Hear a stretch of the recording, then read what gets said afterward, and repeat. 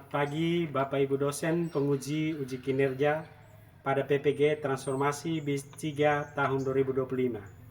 Perkenalkan, nama saya Timotius Daden dengan nomor induk mahasiswa 258690519904, merupakan salah satu mahasiswa peserta PPG Transformasi di LPTK Santo Yakobus Merauke. Hari ini Jumat 10 Oktober 2025, saya akan melaksanakan uji kinerja melalui praktek mengajar di SMP Negeri 1 Paga, Kecamatan Paga, Kabupaten Sika, Provinsi NTT. Di kelas 8 dengan materi Yesus Pemenuhan Janji Allah. Terima kasih, selamat menyaksikan. Selamat pagi semua.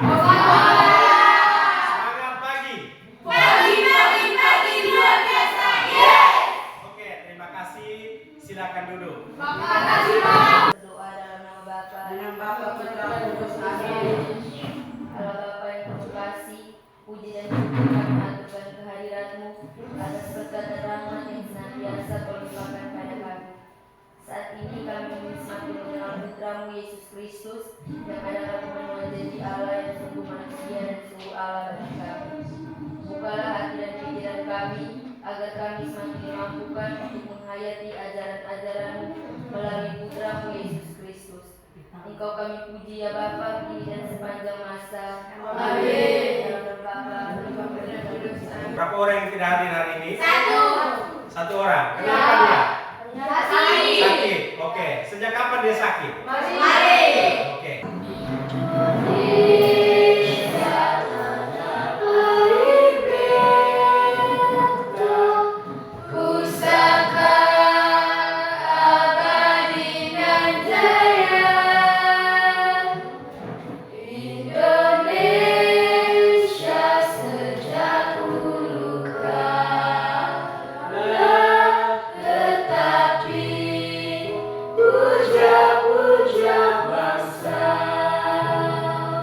Kita bahas materi kita tentang Yesus Pemenuhan Janji Allah. Dan kita hari ini peserta didik mampu memahami bahwa sejak awal mula Allah menjanjikan juru selamat kepada manusia yang terpenuhi dalam diri Yesus Kristus yang sungguh Allah dan sungguh manusia, sehingga dapat semakin mengimani Yesus dan mewujudkan imannya dalam kehidupan sehari-hari dengan prinsip KBC-nya cinta kepada Allah serta cinta dan mengimani Yesus Kristus sebagai pemenuhan janji Allah dan cinta kepada sesama sebagai perwujudan iman dalam kehidupan kita sehari-hari. Nah, itu tujuan pembelajaran kita hari ini. Jadi sebelum kita mulai lebih dalam, Pak Guru mau tanya, pernah mengungkapkan janji? Siapa? Silakan. Saya pernah berjanji agar tidak datang terlambat ke sekolah. Berjanji agar tidak datang terlambat ke sekolah. Silakan. Tidak akan bolos sekolah. Berjanji tidak akan merokok lagi. Kita berikan aplaus buat teman kita. Dia sudah berjanji tidak akan merokok lagi. Yang berikutnya, menurut kalian apa arti janji? Janji adalah sesuatu kesanggupan untuk melakukan atau mewujudkan sesuai dengan yang diucapkan. Oke. Janji itu suatu kesanggupan, suatu kesanggupan untuk mewujudkan sesuai apa yang diucapkan. Ketika kita sudah mengucapkan janji, maka jalan satu-satunya itu kita harus menepati janji tersebut. Ada konsekuensinya. Konsekuensinya itu harus berkorban. Kita harus melepaskan sesuatu atau melepaskan keinginan yang lain untuk memenuhi janji tersebut. Ini boleh baca di LCD, boleh juga pakai di buku-buku yang Anda miliki itu. Buku-buku itu kalian baca cerita tentang konsekuensi dari sebuah janji. Nah, setelah kalian baca, nanti di sini ada pertanyaan penuntun yang harus kalian jawab. Silakan. Silakan lihat di buku itu atau boleh baca di LCD di depan tentang konsekuensi dari sebuah janji. Oke, sudah baca? Sudah semua. Sekarang ini ada beberapa pertanyaan yang harus kalian jawab. Dan pertanyaan ini sesuai dengan bacaan yang kalian baca tadi. Cerita tentang dari sebuah janji. Nah, pertanyaannya pertama, mengapa Fabina dan Thomas berjanji? Ingin membuat kesalahan lebih. Kenapa? Karena ingin menunjukkan kesetiaan dan kejujuran. Oke, karena ingin menunjukkan kesetiaan dan kejujuran. Janji kepada bapaknya. Yang berikut, pertanyaan kedua, menurut kalian apa alasan lainnya sehingga orang mau berjanji? Alasan lainnya? Karena ingin memberi harapan dan penguatan kepada orang lain. Nah, memberi harapan dan penguatan kepada orang lain. Lalu yang berikutnya, kelompok 1, silakan. Karena ingin memberikan hubungan dan meneguhkan komitmen dalam kehidupan sehari-hari, orang berjanji untuk memperbaiki. Yang terjadi jika tidak menepati janji. Tidak dapat dihargai. Nah, pertama tidak dapat dihargai. Oke, orang berikutnya. Tidak dapat dipercaya. Jika tidak menepati janji, maka pasti konsekuensinya itu hal buruk saja yang kita peroleh. Kita dibenci, dimarah, dikucilkan, dijauhkan dari teman-teman. Sepakat toh? Nah, oke. Yang berikutnya, menurut kalian apa yang terjadi jika janji itu dapat kamu penuhi atau kamu tepati? Orang mempercayai kita. Lalu apa lagi? Orang berbuat baik kepada kita. Orang menghargai kita. Nah, jadi orang senang, orang menghargai, kagum karena kita sudah menepati janji kita. Ada beberapa alasan membuat orang untuk berjanji tadi. Yang pertama, seseorang mau mengungkapkan suatu janji, misalnya karena rasa cinta. Orang mau mengungkapkan janji juga karena rasa cinta. Nah, lalu ingin membahagiakan orang lain. Nah, lalu ingin mewujudkan suatu cita-cita atau karena rasa tanggung jawab karena rasa tanggung jawab, maka orang berjanji tadi.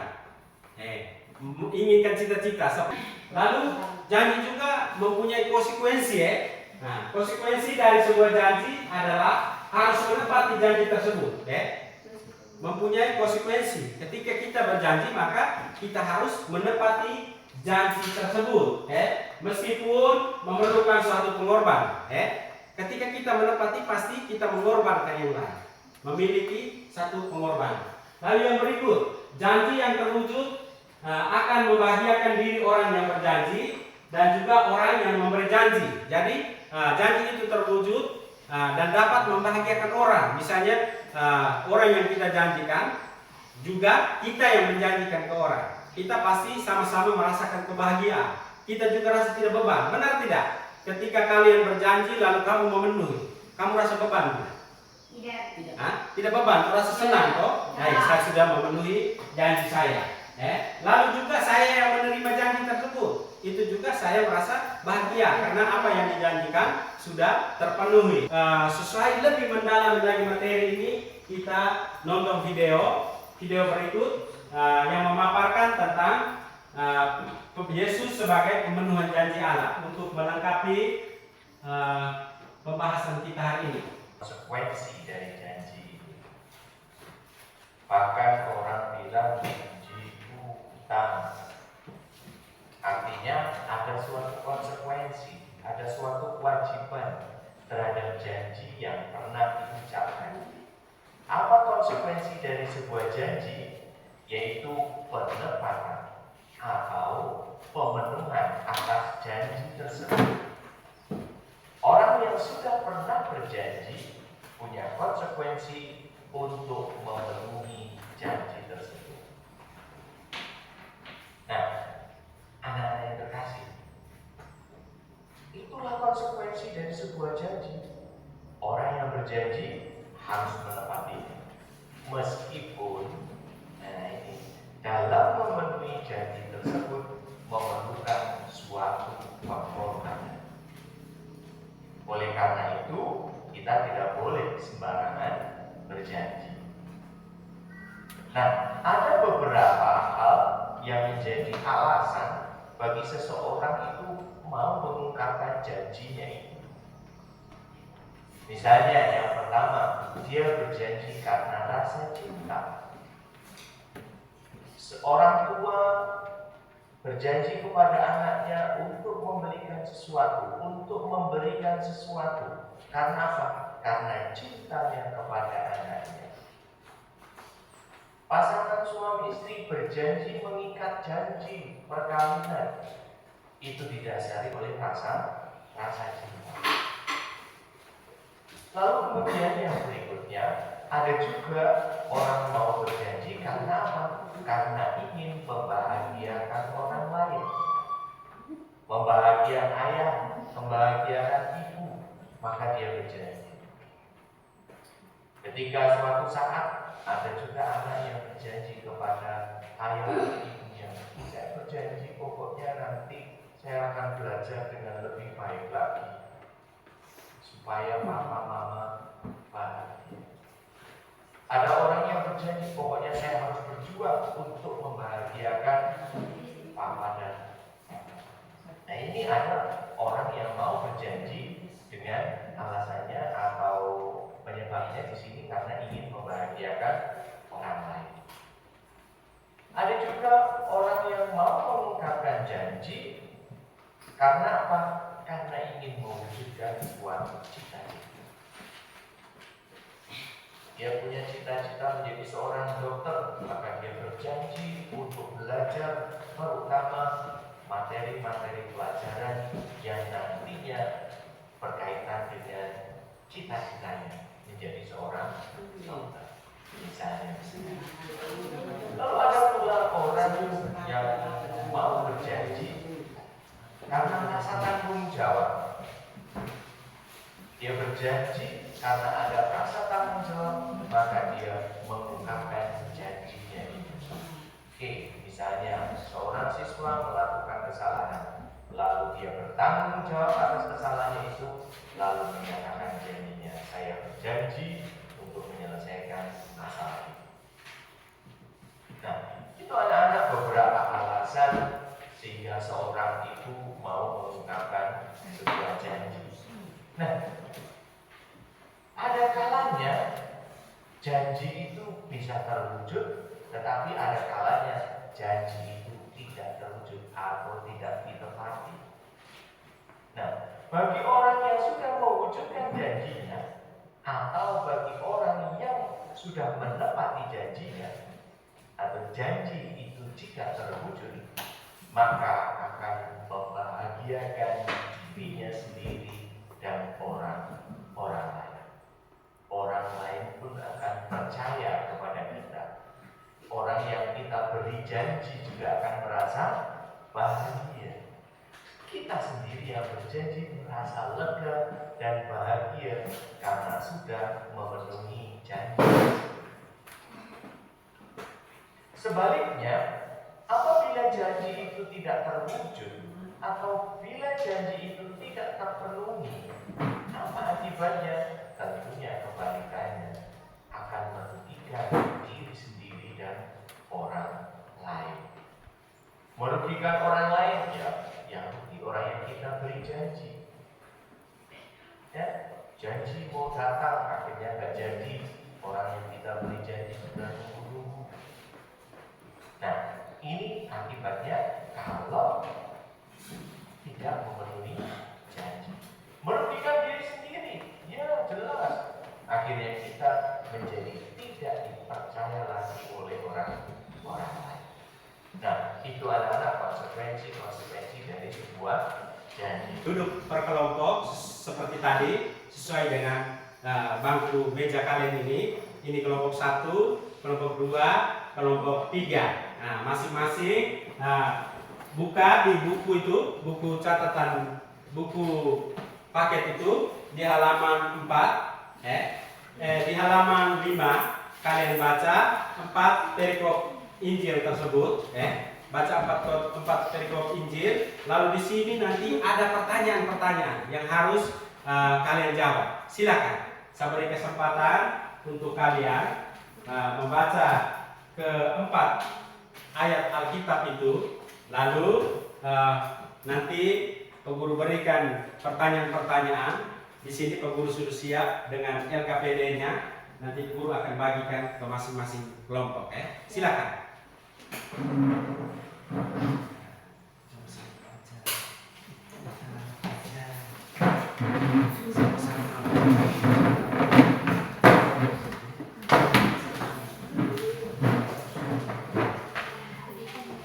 Ini LKPD-nya.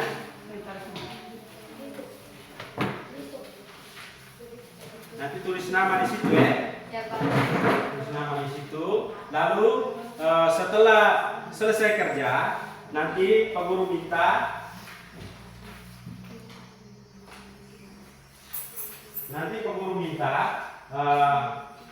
presentasikan ya, masing-masing kelompok presentasikan. Duduk di kursi meja masing-masing juga baik ya. Nanti kalau ada tanggapan, silakan kelompok lain untuk memberikan tanggapan. Di situ tulis nama ya, kelompok berapa.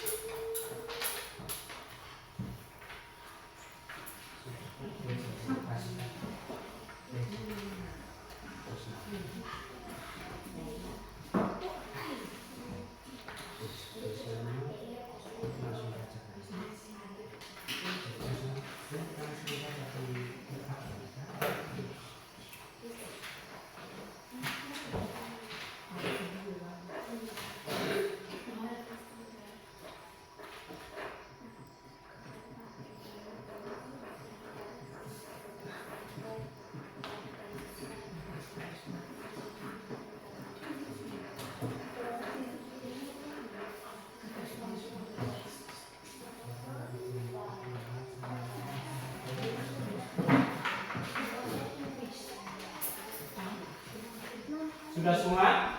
Sudah? Sudah, Pak. Oke, yang lain belum silakan. Guru beri waktu 5 menit lagi.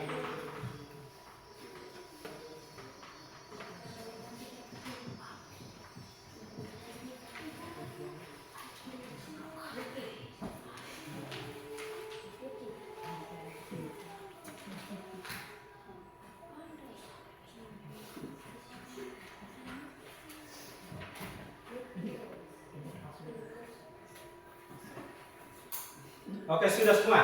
Oke, silakan. Nah, sekarang kami minta kelompok 1 untuk mempresentasikan hasil diskusi yang kalian kerjakan tadi. Silakan. Mau beri siapa, percayakan siapa untuk melaporkan hasil diskusi, kami persilakan. Nanti mungkin ada teman-teman kelompok lain yang mau menanggapi. Nah, nanti diberikan kesempatan. Silakan. Nah, pertanyaan pertama, ayat manakah yang menunjukkan bahwa Allah pernah berjanji? Silakan kelompok 1.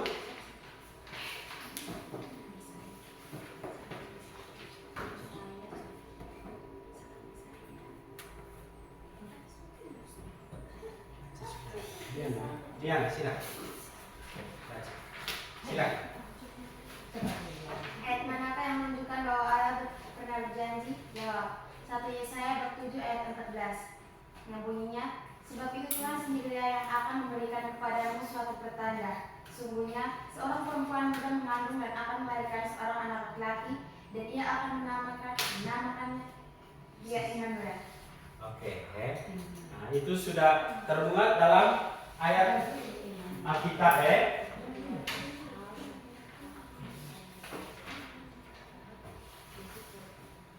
Jadi itu termuat jelas di ayat Alkitab di Yesaya ya. Di Yesaya bab 7 ayat 14. Pertanyaan berikutnya kelompok 2. Silakan kelompok 2. Bagaimana Allah memenuhi janjinya? Jawab, janji Allah telah terpenuhi dalam diri Yesus Kristus yang turun ke dunia dalam wujud manusia untuk menebus dosa-dosa manusia. Oke, jadi janji Allah itu bagaimana Allah memenuhi janjinya? Jadi Allah memenuhi janjinya dengan hadirnya atau lahirnya Sang Juru Selamat, yaitu Yesus Kristus untuk menebus dosa manusia. Nah, yang berikutnya, hal apa saja yang menunjukkan kelahiran Yesus? Kelompok 3. Berdasarkan bacaan kitab suci di atas, hal apa saja yang menunjukkan ciri kemanusiaan Yesus? Jawab, Yesus yang merupakan pemenuhan janji Allah tersebut hadir dalam wujud manusia dengan ciri-ciri selayaknya manusia, seperti Yesus memiliki sesila dalam keluarganya, yang berarti Yesus hidup dalam sejarah manusia. Nenek moyang Yesus adalah Abraham. Yesus dilahirkan dalam rahim Ibu Maria. Yesus berjenis kelamin laki-laki. Yesus mencari nafkah dengan ikut membantu orang tuanya yang bekerja sebagai tukang kayu.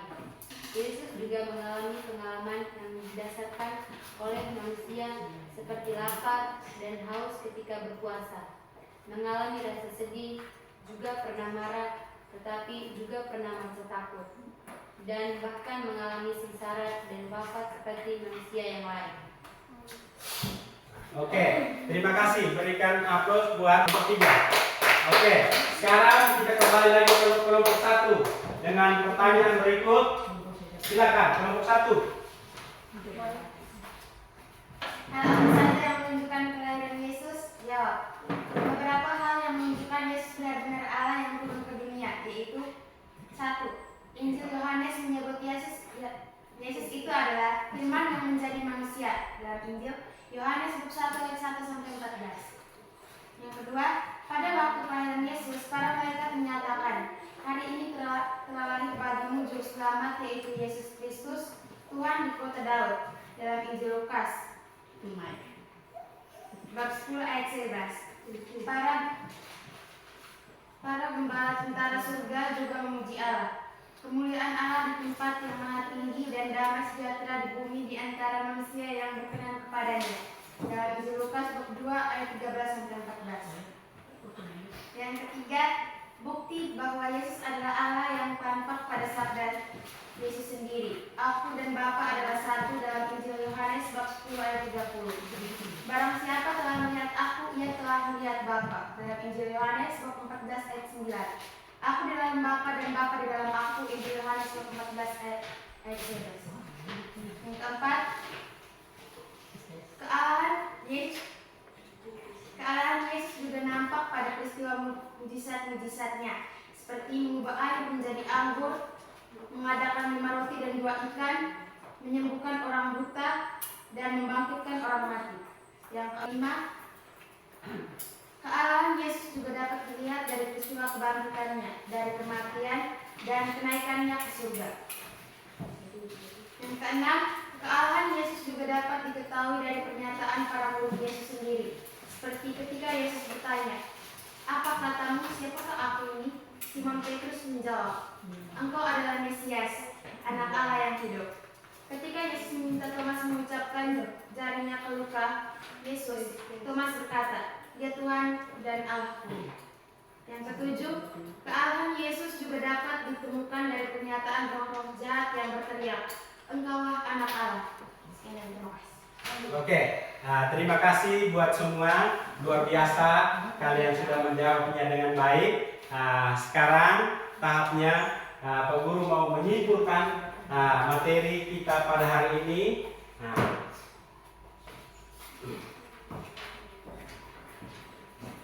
Jadi dosa yang dilakukan Adam dan Hawa diusir dari taman Firdaus. Dalam perjalanannya selanjutnya Allah prihatin atas kedosaan Adam dan Hawa serta keturunannya, sehingga Allah menjanjikan juru selamat. Jadi awal mula itu atas kejatuhan dosa yang dilakukan oleh Adam dan Hawa, sehingga Allah menjanjikan juru selamat. Karena dosa sehingga Allah menjanjikan juru selamat. Lalu pernyataan dalam kitab suci yang menunjukkan janji Allah akan hadirnya juru selamat itu terlihat yang pertama itu di Injil Yesaya bab 7 ayat 14. Bunyinya, "Sebab itu Tuhan sendiri yang akan memberikan kepadamu suatu pertanda, sesungguhnya seorang perempuan muda mengandung dan akan melahirkan seorang anak laki-laki, dan ia akan menamai Immanuel. Jadi bukti janji Allah terpenuhi dalam Alkitab itu yang pertama di Yesaya bab 7 ayat 14. Bunyinya, Sebab itu Tuhan sendirilah yang memberikan kepadamu suatu pertanda. Sesungguhnya seorang perempuan muda mengandung dan akan melahirkan seorang anak laki-laki, dan ia akan menamakannya Emmanuel. oke. Jadi itu janji-janji Allah yang terpenuhi, yang termuat dalam ayat kitab suci. Pertama itu Yesaya bab 7 ayat 14. Lalu yang ketiga, janji Allah telah terpenuhi dalam diri Yesus Kristus yang turun ke dunia dalam wujud manusia untuk menebus dosa-dosa manusia. Jadi Yesus turun ke dunia dalam wujud manusia untuk menebus dosa-dosa manusia. Lalu poin yang keempat, Yesus merupakan pemenuhan janji Allah tersebut, hadir dalam wujud manusia dengan ciri selayaknya manusia. Jadi Yesus hadir ke dunia itu memiliki ciri selayaknya manusia, dan dia wujudkan dalam kehidupannya. Nah, yang pertama, Yesus memiliki silsilah dalam keluarga, yang berarti Yesus hidup dalam sejarah manusia. Nenek moyang Yesus adalah Abraham. Jadi dalam wujud manusia itu Yesus turun ke dalam dunia, dan Yesus juga memiliki silsilah dalam keluarganya. Jadi Yesus hadir dalam wujud manusia dengan ciri-ciri selayaknya manusia. Lalu Yesus memiliki silsilah dalam keluarganya, yang berarti Yesus hidup dalam sejarah nenek moyang Yesus adalah Abraham. Lalu yang berikutnya, Yesus dilahirkan dari rahim Maria. Yesus dilahirkan dari rahim Maria. Lalu Yesus berjenis kelamin laki-laki. Lalu Yesus mencari nafkah dengan ikut membantu orang tuanya yang bekerja sebagai tukang kayu. Yesus juga mencari nafkah. Sudah sama-sama mendengarkan materi hari ini tentang Yesus pemenuhan janji Allah, refleksi dan aksi. Anak-anakku yang dikasihi Tuhan, sungguh Allah begitu besar baik kepada kita manusia. Ia menjanjikan putranya untuk keselamatan kita. Dan janji itu telah Allah penuhi dalam diri Yesus Kristus yang sungguh manusia dan sungguh Allah bagi kita. Ia yang adalah Allah telah rela turun ke dunia dalam wujud manusia, mau solider dengan hidup manusia. Yang menjadi pertanyaannya, bagaimana dengan kalian? Nah, nanti di sini ada beberapa pertanyaan penuntunnya. Nanti setelah baca pertanyaan-pertanyaan ini, nanti kamu tulis di kamu punya buku catatan, dan lalu minta tanda tangan orang tua, menjadi aksi. Aksinya kamu tulis pertanyaan pertamanya itu, apakah kalian juga selalu menepati janji kalian? Lalu pertanyaan kedua, apakah kita mampu meneladani Yesus yang rendah hati? Lalu pertanyaan ketiga, maukah kita meneladani Yesus dengan bersolider pada sesama? Lalu pertanyaan keempat, maukah kita bersikap solider pada teman, terlebih yang berkekurangan? Jadi pertanyaan-pertanyaan ini kamu tulis dalam kamu punya buku catatan masing-masing, lalu minta dengan tanda tangan orang tua. Menutup materi kita hari ini tentang Yesus pemenuhan janji Allah. Maka pada kesempatan ini Guru minta kita semua berdiri dan dipercayakan untuk bahwa kita dalam doa penutup. Kami persilakan. Ya Bapa yang penuh kasih, kembali kami mengaturkan puji dan syukur kepadamu. Kami yang telah memahami bahwa Engkau adalah pemenuhan janji Allah. Kami telah memahami bahwa Engkau sungguh Allah dan sungguh manusia. Ajarkan kami ya Bapa untuk dapat semakin mengenal putramu, untuk dapat semakin mampu meneladani putramu. Dengan mau bersikap rendah hati, solider pada orang yang menderita,